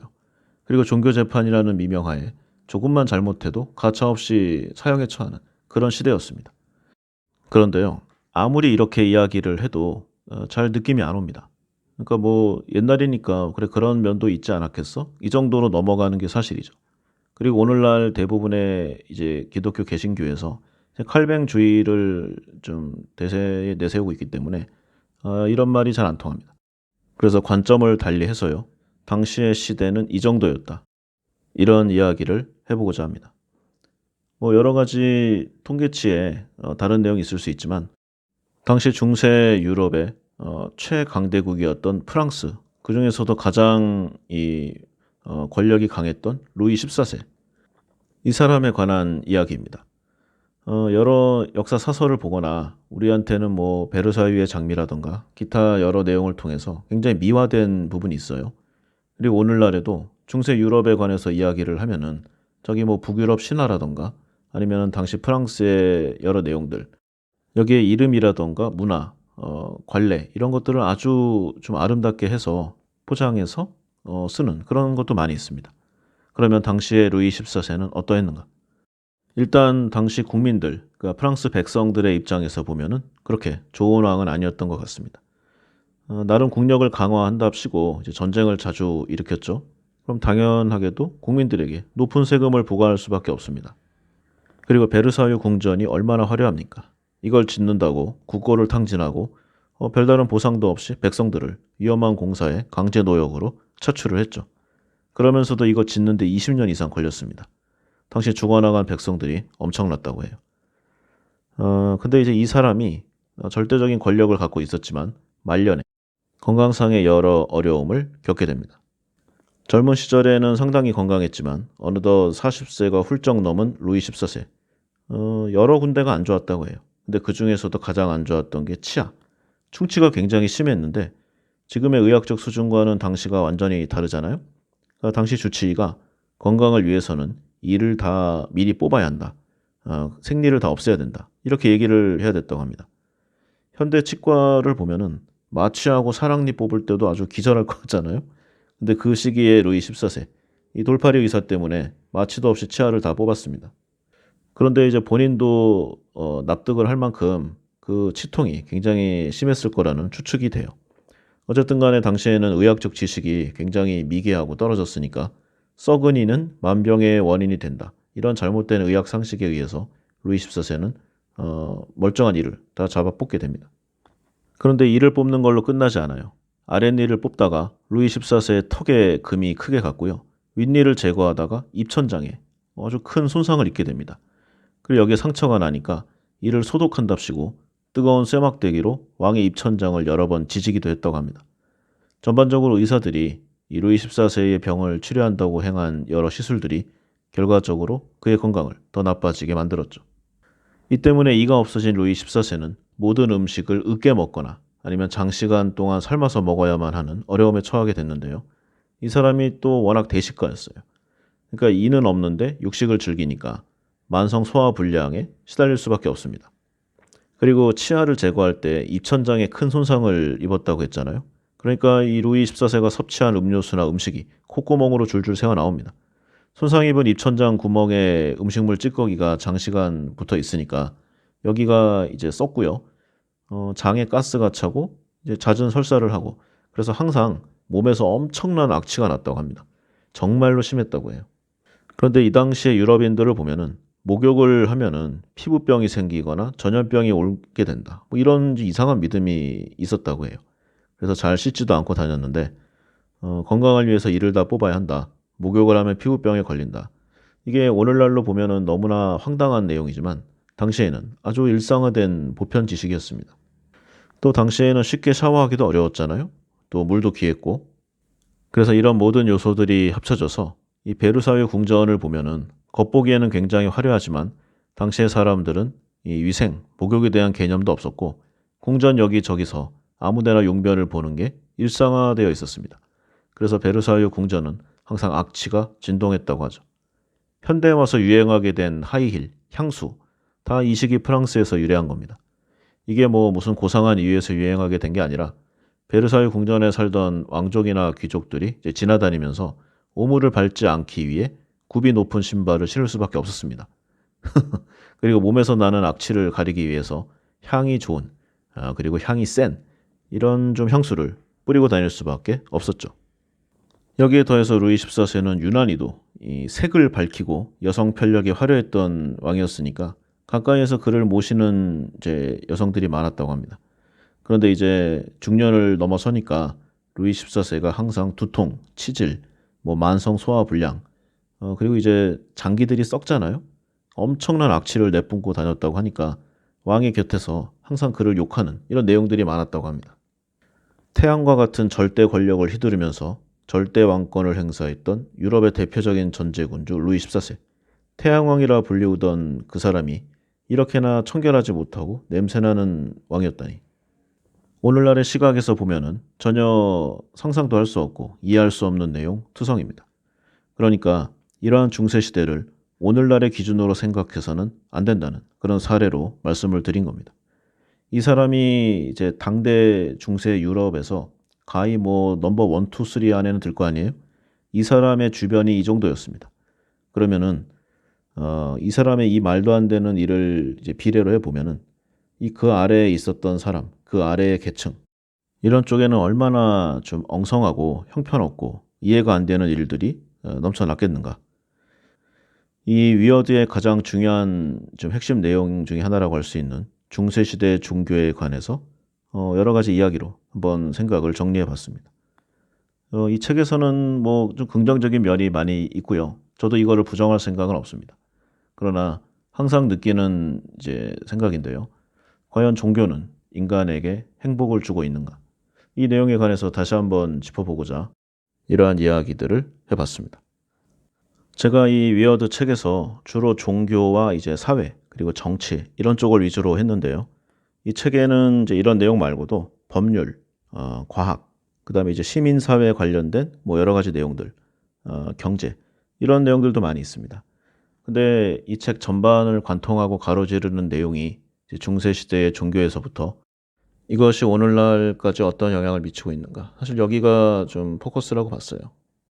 오늘날 현대 서구 사회가 누리는 이 번영, 이게 유럽의 계몽주의보다 수백 년 앞서 우연히 만들어진 이상한 사고방식 때문이라는 저자의 주장. 이 이론에는 제가 공감하는 부분도 있고 그렇지 않은 내용도 있지만요. 이 사회 이론의 쟁점을 이해하는 데 도움이 되는 이 다양한 학문과 풍부한 데이터들, 그리고 친족과 가족에 기반한 사회에서 근대 세계로 넘어가는 과정을 아주 다양한 이 데이터로 증빙을 한 이 책, 문헌 자료로 아주 유용하다는 생각을 다시금 해보게 됩니다. 현대 서구 문명의 번영을 가져온 5가지 키워드, 이걸 주제로 한 위어드, 이 책에 관해서 이야기를 해봤는데 재미있으셨는지 모르겠습니다. 네, 오늘은 여기까지 하겠습니다. 감사합니다.